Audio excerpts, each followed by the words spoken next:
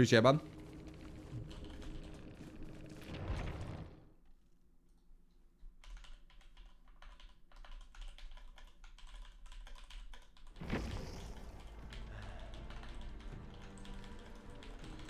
Oh, it's a YouTube video.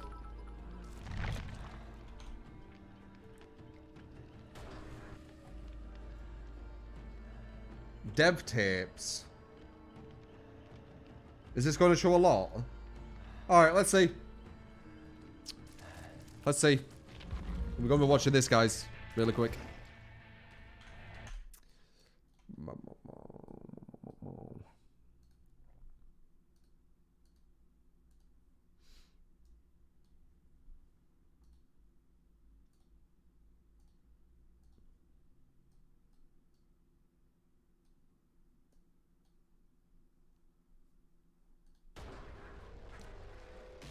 Undying change, yeah? Wait, let me see. Welcome everyone to this first edition of the Dev Tapes. This video will cover the too long didn't read of our Dev Update blog post. So today we're bringing in a few guests that are going to present upcoming changes in design, UI, and animation. Jay, thank you for the Prime. PTB early next week. Ah, PTB is early next week. Alright, so welcoming Savage, thank you for the 10 bits. Undying nerf. God damn it, I told you. Big changes coming for the UI. First off, let's start. Why are we changing the UI in the next update? And what are we changing? So when players log in to the PTB for the first time and start their match. Oh, it's very quiet. Biggest change that they're going to notice. Okay, one sec. I'm going to put alert volume off. Redesigned the layout of the HUD. This somehow. means that there it is. The position of some of the elements that you're used to are no longer in the place really loud. that they were before this update. Essentially, what we've done is we've broken each of our pieces of our UI, which we refer to as why have we put it at the top? Into their own section so they have their own space. Nah. We had reached a point with the UI where keep our it where current it is. live UI was no longer able to support all of the features that we wanted to add from the game design team. Keep it where it is, man. So we needed to find a place to give each of these UI elements a new home that had enough room for us to add animations and visual effects, as well as any new pieces of information and features. All right. Okay. I see why they're doing it. Tell us a few examples. Wait.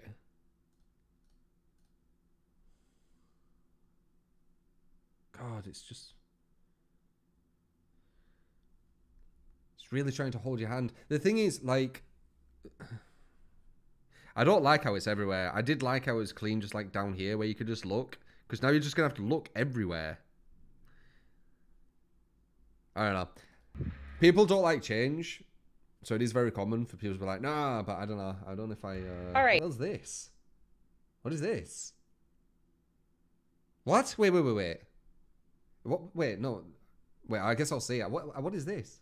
Does that mean you've hooked everyone? Features. All right. Do you want to tell us a few examples of what we can expect? It's a hook timer, but on who?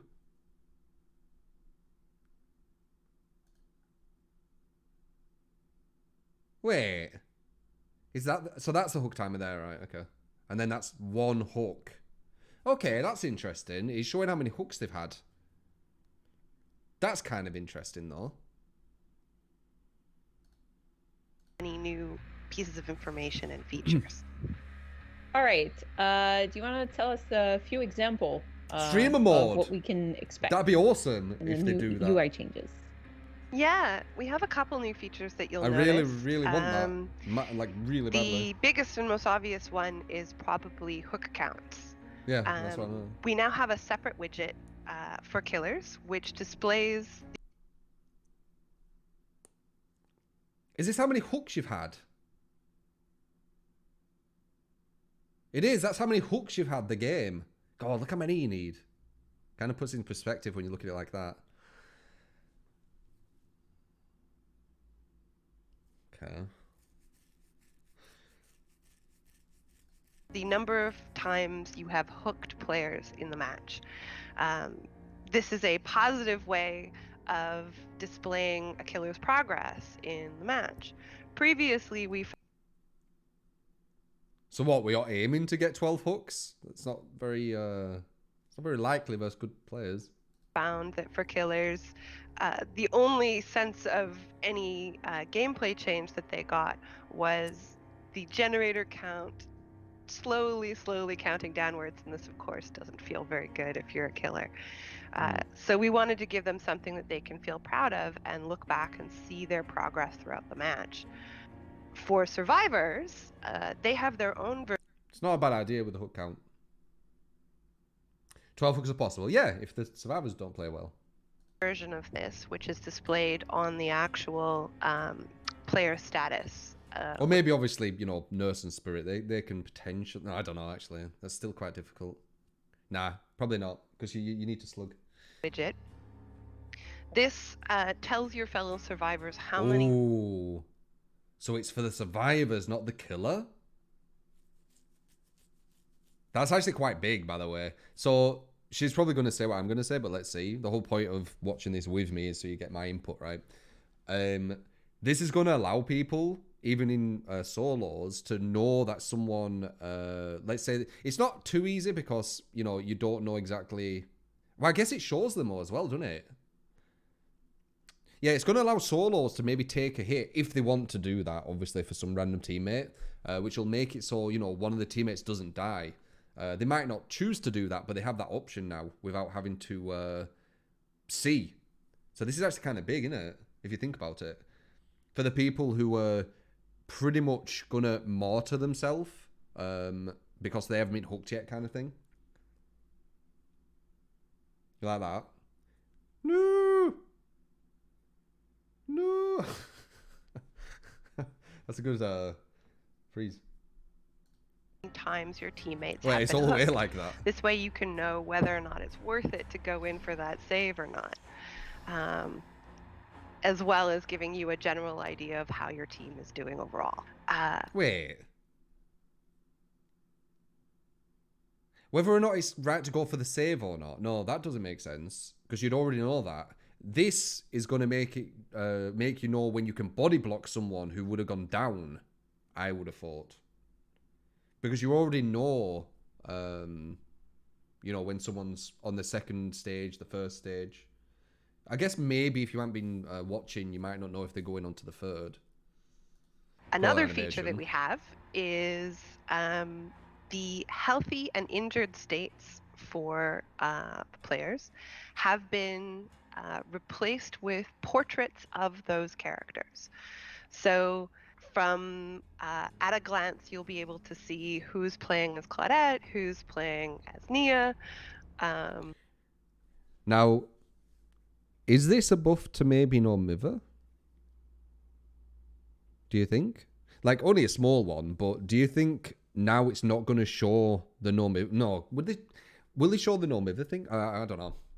Maybe I'm thinking a bit too far. Because they hadn't touched no Miver for ages. And no Miver still won't be that good, by the way. I'm just saying. Yeah, the broken icon, yeah. I think there's one more thing as well that has been asked forever. Oh, yeah, the conclusion. Well, now they flash red when you hit them, they said. Not when they're injured, I believe. But maybe they're just basically saying when you're injured. And you're very happy about. I am thrilled to announce this one.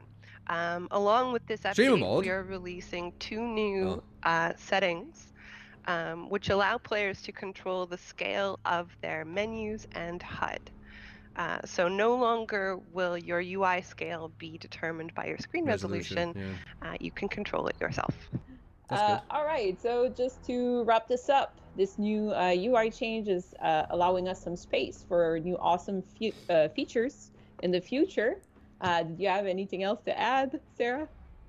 Yeah, so we know this is a big change. It's gonna take us all a little bit of time, I think, to get used to the new placement. That's natural and expected part of any change. We've all been looking at this particular HUD JPN, thank you for the prime if 5+ you didn't years say that. I've got the at this alerts point. on mute right now. So just there's for going this. to be a period of adjustment. However, Ratch as well for the 4 months. this new layout is going to allow us thank a you, lot ma'am. more breathing room to add new features and expand what we can do for you guys in the future. Do you think this is a plan to start pushing solo to survivor friend level with information and stuff? Do you think this is kind of like what the aim is? Because they're all mentioning that they want to do that, right? Do you think this is the start?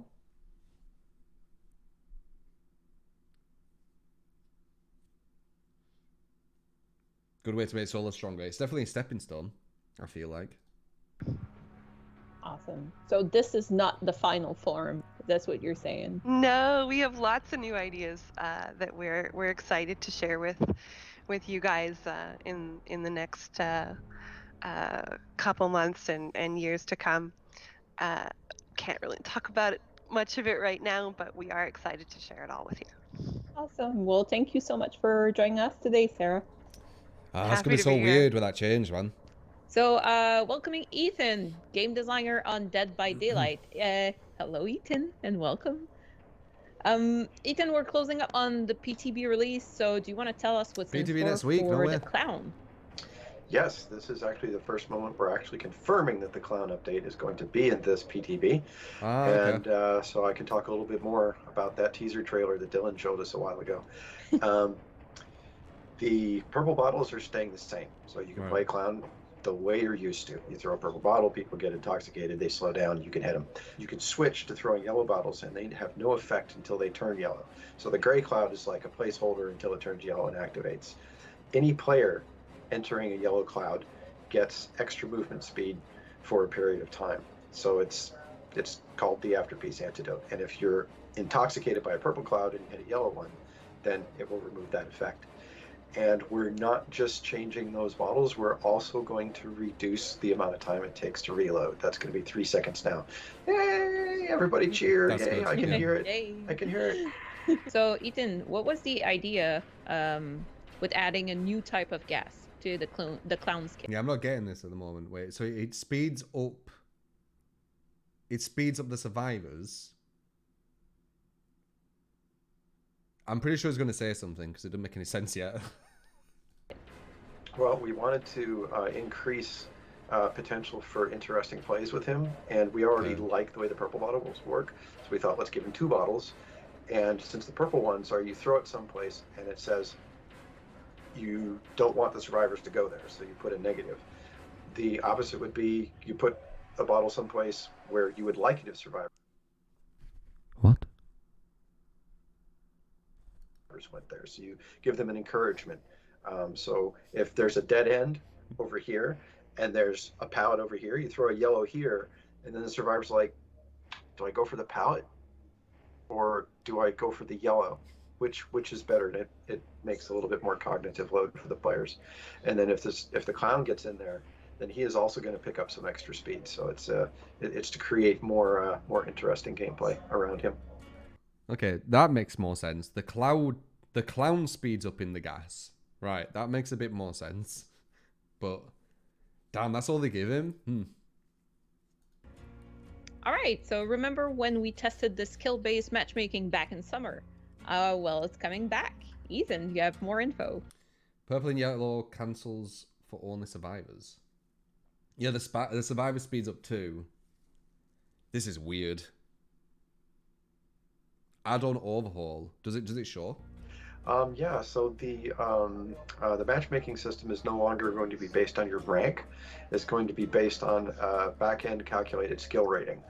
And one of the great things about this is it means that each killer you play will have a different setting for this. So if you're like an absolutely amazing hillbilly player and you destroy Get ready for the post saying they're going against the wrong ranks again. everybody, and then you say, I want to learn how to play nurse, and you're terrible with her at the moment, you're not going to be playing against rank 1 survivors while you're trying to figure out how to play the nurse. So it's going to be better for survivors. It should be better for killers. And because of this, we now need something to do with ranks. So as soon as the new matchmaking system goes live, we will be switching ranks to be a reward system where, depending on the highest rank you reach during the month, you will get blood point rewards.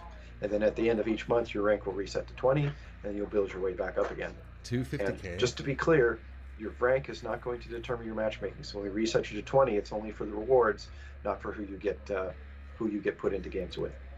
All right, so those ranks. Just FYI, my idea for what you should do at the different ranks is you should get an increase on your BP. So let's say if you're like brown ranks, you have 0 increase, but if you're red ranks, you have like 100% more blood points. If you're purple ranks, you have 75% more blood points. That makes more sense to me because it's like giving you a benefit while you're keeping in it. But there you go. Rank rewards, they're also separated between killer and survivor, so you can basically get those rewards twice if you Absolutely. get to high ranks on both. Yep. Awesome. Okay. Okay, so I've heard that the clown is not the only one getting changes. Do you wanna add a little bit on this? I would love to. We've got true invisibility coming up from the Wraith, which Interesting. means that if you are more than 24 meters from him, you can't see him at all. Not even a little bit. But once he gets within 16 meters, you will see the shimmer that you see now. And between 24 and 16, it will increase from being nothing to what you see now. So you will no longer be able to see the Wraith not off in the complete distance on the map, invisibility, with his little shimmer bobbing around. A bit. Another thing that we're fixing is the trapper's traps. I don't know how many of you have done the math, but if you have a 25% chance to escape from a trap, that's only like a 60% chance to escape in the first 4 times. It's around 60. Somebody's going to quote me on it being wrong because it's 63 or whatever, but around that. Yeah. It's around that. And you have a 10% chance of still being in the trap after like 10 attempts. It doesn't feel good. So we've changed it so that now it will take 1 to 6 attempts. When you step in the trap, you choose whether it be 1, 2, 3, 4, 5, or 6, and then that's how many times it will take. So it's never going to take more than 6. This does mean that your rough chance of escaping each time is 16%. So the first attempt is going to be a little less likely, but it will never go to the long tail on the other side either. So a nerf on and the buff. whole, it's going to be better for everybody. All right, Ethan. So just so people get that, it's a nerf and a buff. So it's a nerf to the people who were trapped for longer than 6 attempts, but it's a buff for the people who used to get out instantly, because it's less likely for them to get out instantly. So yeah, it's got a nerf and a buff to it. So we're changing a couple of perks in this update. Do you want to go over what we're touching? Yeah, sure. We have a list, and it includes Diversion, also known as Pebble, Fixated, Hex Undying, Iron Maiden, Open-Handed, and Second Wind. This is a list of perks we said we were going to update soon a while back on it. Wait, I'm going to guess nerf and buff. 1 sec. Open-Handed and Fixated, Buff. Hex Undying, Nerf. Iron Maiden, Buff maybe. Open-Handed, and Buff. Second Wind. Buff. This is a list of perks we said we were going to update soon a while back on a dev stream, and they have made it through the pipeline, and here they are. All right. Introducing Guillaume, game designer on Dead by Daylight. Welcome in, Guillaume. Hi, Gav. How are you doing? He said Pebble first. Really? Buff then. Are they buffing Pebble again? Very good, thank you. Guillaume is here today to discuss the upcoming animation changes. Are they not saying if it's going to be buff or nerf to them? I thought they were going to say it now. Do they say that Undying is nerfed here? Or are you just guessing? No mention on key. Yeah, that's actually true. I forgot about that. It's on the forum. There's an article. Did they not mention it here?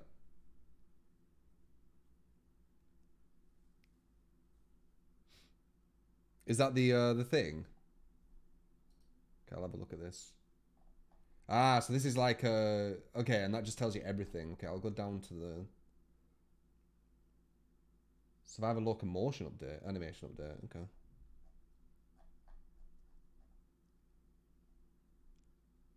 Oh wow, this gives you loads.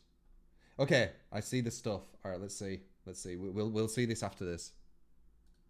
Can you explain to us why we're changing these animations? Yeah, after 4 years, almost 5, we felt that the game. Oh, this is needed, the animation thing. Animation side, we needed to update those animations, just like give a visual update and a bit of love to these system as well. Not only the animation themselves, but the systems to be able to support any other. This is off moving YouTube forward. right now, yeah. So we updated some of the animation and mostly the locomotion for survivors. All right. So can you give us some example of what's coming? Well, basically it's locomotion. So the idle stance of our characters, both male and female, the run, the walk, the crouch, the interstate, cool. But also transition when you move from one direction to another. We added those transition. Also new crawling animation with new turns and a recover animation.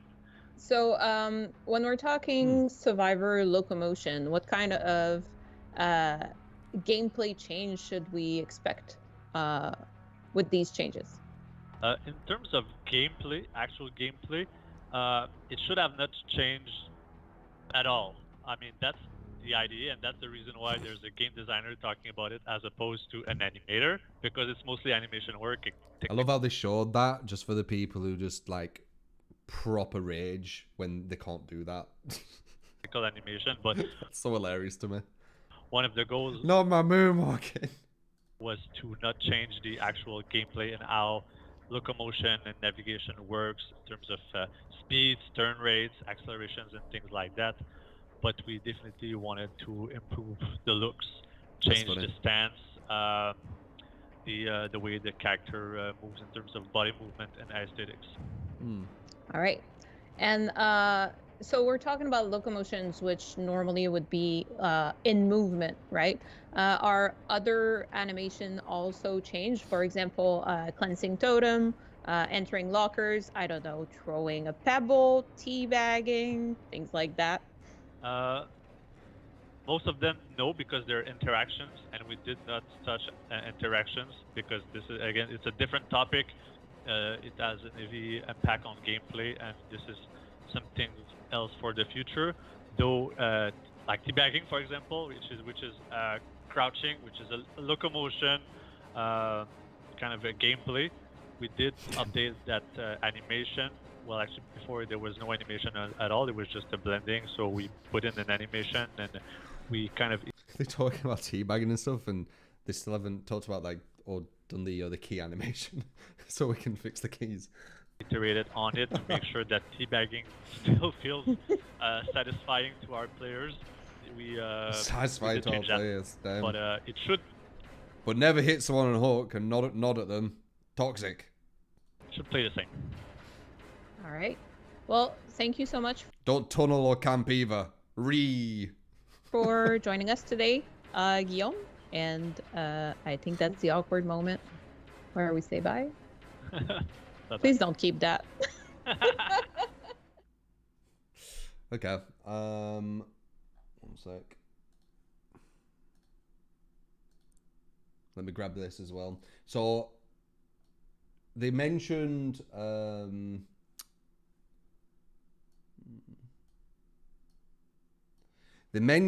these perks, which were going to get adjusted or whatever. I kind of, guessed if it was going to be buff nerf. Let's see then. They're doing something to Deep Wound as well, interestingly enough. I'm seeing what you're seeing. You're like here-ish. Can you read that, by the way? Or do I need to maybe make it a bit bigger? Oops.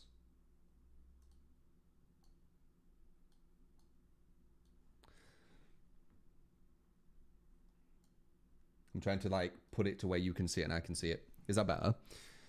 D1's gone through many iterations, and the once reasonable 30-second time now seems a little too generous. With simplifying D1's timer is only 20 seconds long, regardless of how it was applied. Yeah, I mean, I agree. It's not really going to do much. It's not going to do much. So that's actually a buff to deep wounds for people who don't know. Want a bit more urgency, blah, blah, blah. So yeah, it's not really going to do anything to people who are good at Survivor because you just run forward and you don't have to mend. You only need to mend when you're not doing anything. When you're not running. Diversion. Okay, so I assumed this was going to be a buff because I don't know why the hell they would nerf it because no one really uses it. Diversion has found its way into the hearts of many people. I don't know. Not being particularly powerful. We believe that the world should have more pebbles. With that in mind, we're reducing the time, so it's a buff. Taken to activate diversion. There you go. So, buff.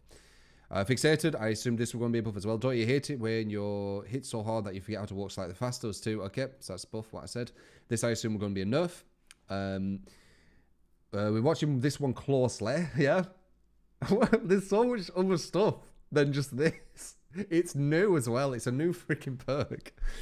Alright, so they're doing a lot of stuff. There's 3 things, it looks like here. Alright. Watch this one closer, and there's a few things we'd like to address. Transferring the same hex multiple times can get out of hand. What? Isn't that the point of it? Was it only to go once? Hexes are meant to be strong perks that can be destroyed. This is a hex. And you just said they're supposed to be strong.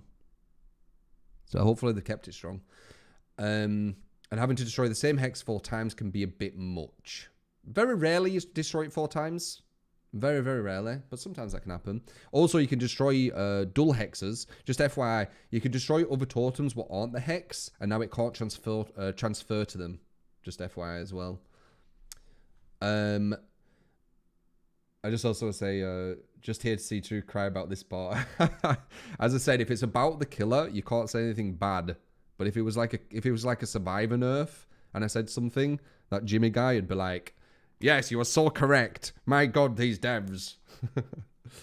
Since tokens aren't transferred when a hex tokens aren't transferred when a hex changes totems. Undying was unpopular with perks other than Ruin, which does not have any tokens and is immediately full power. Having aura reading on all totems also made it a very powerful tracking perk on top of its other effects, and is redundant with Hex for the Hunt. Okay, so they're the points they've looked at. With this in mind, we're making 3 changes to Hex. 3 changes, good damn, okay. Anytime a Hex totem is cleansed, it will replace the Hex Undying totem. Hex Undying is then deactivated. This ensures that the first totem cleansed is never your other hex. Wow. So you get to use it once, that's it. It will never be more than once. Oof. Okay, that's already big. That's already big. So they just have to do 2 totems, that's it. That's big. And that's just one thing. Any tokens you've already accumulated are now kept when the Hex perk transfers totems. Okay, so that's a bit of a buff to Devour. So that'll help Devour and Lullaby. They're trying to persuade people to go for, Devour, Lullaby, things like that. So most logical would be to move to Devour now then with Hex Undying, wouldn't it? Because it's probably going to be stronger than Ruin, I would think.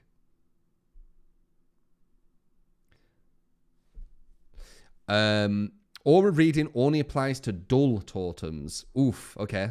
So you don't know if they're going for your... Yeah, okay. So they're big... That's big. They've probably... I mean, they've made it worse, obviously. It's way worse. How much worse? Don't know. I guess we'll see. Iron Maiden, I said this was going to be a buff. It could be very difficult to follow up and hit Survivor within 15 seconds. So now it is 30 seconds. It's starting to become maybe good. It's slowly getting there. It's slowly getting there. I mean, 30 seconds is definitely more viable than any other they've done. So, clap, clap. I said this was going to be a buff. Open-handed makes for some interesting builds, but the low values meant that you needed to convince other survivors to stack it to see any noticeable results. To make this more appealing choice, we'll be increasing the aura reading range bonus to 8, 12, 16, but limiting you to the effects of 1 open-handed at a time. Wow. So what's that gone up from? Dude, that with Windows, are you just going to see like... And with the killer? Holy fuck. So you're going to have Kindred. So that build I've been using with Kindred, Windows, Open-Handed, and Dead Horde is going to be like... Is that going to be insane? I guess we'll see. And second wind, I said this was going to be a buff. So far, I've been right on everything, by the way.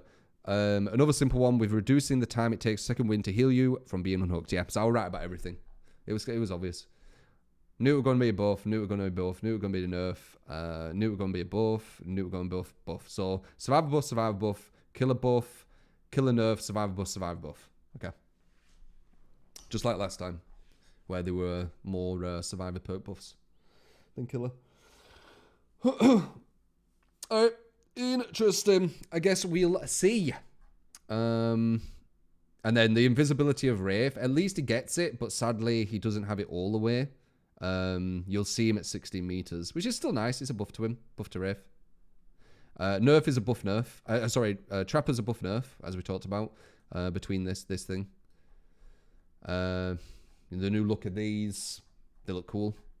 They're not showing any palettes for some reason, but it's just concept. At least you get some rewards now for being different ranks. 250k if you keep at rank 1. New animations, new UI. All right, cool. There you go, a bit of a run down of it. There you go. Pretty much saying exactly what I'm seeing, but obviously some of them survivor maidens out there seeing it as complaining somehow to fit that narrative.